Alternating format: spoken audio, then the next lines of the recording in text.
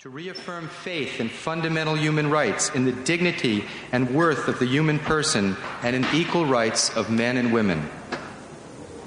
As the preamble of the United Nations Charter continues, and to promote better standards of life in larger freedom.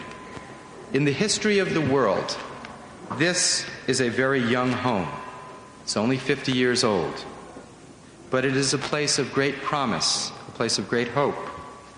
It is also a place of great accomplishments in areas ranging from the eradication of childhood diseases to protecting the oceans. And for these and many, many other reasons, we gather together to celebrate, to raise our voices in support of the United Nations, and we join in its mandate to serve humanity.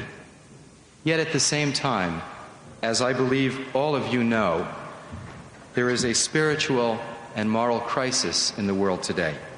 This crisis manifests in the destruction of our environment, the excessive dependence on militarism, and the threat and use of violence for security, as well as the insensitivity of one people toward another based on race, religion, nationalism, gender. We, for example, know that it is morally unacceptable, intolerable, that 25,000 to 30,000 children should starve to death every day, that over 1.4 billion of our fellow human beings should live in abject poverty, not knowing whether they will have enough calories for survival. These problems are global in nature, and the United Nations is the only institution capable of addressing these and many similar issues. For this reason, we have called together distinguished religious and spiritual leaders from all around the globe to set forth visions to help inform our political leaders. Creation itself is a profound mystery, the entirety of which not any of us can fully grasp.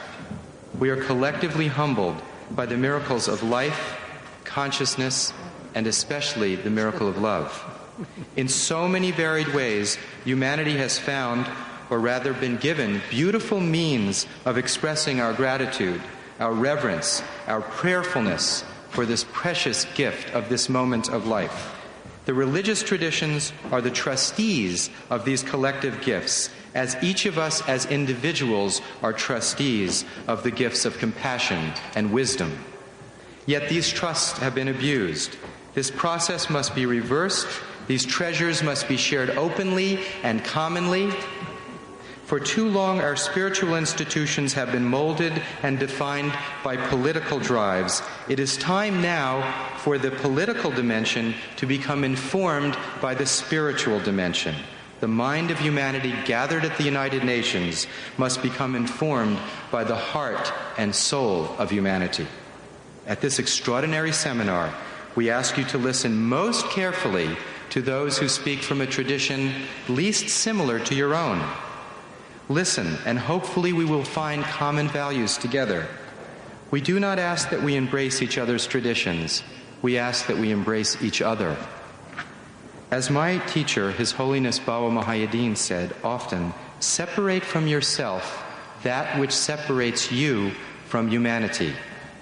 Let our ignorance be dispelled, that we may see a higher vision of unity, a vision appropriate for the 21st century.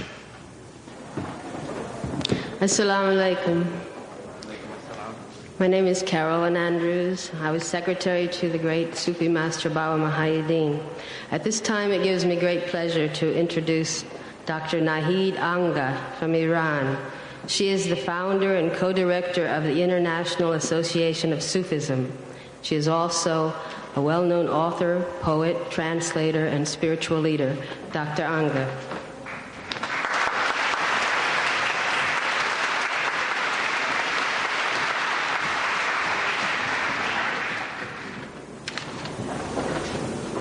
Mr. Chairman, members of the Council of Religious and Interfaith Organizations, ladies and gentlemen, in a world that is seemingly split between traditional religious ethics and technological advancement, what can be the foundation for a vision and hope for future if not individual human beings?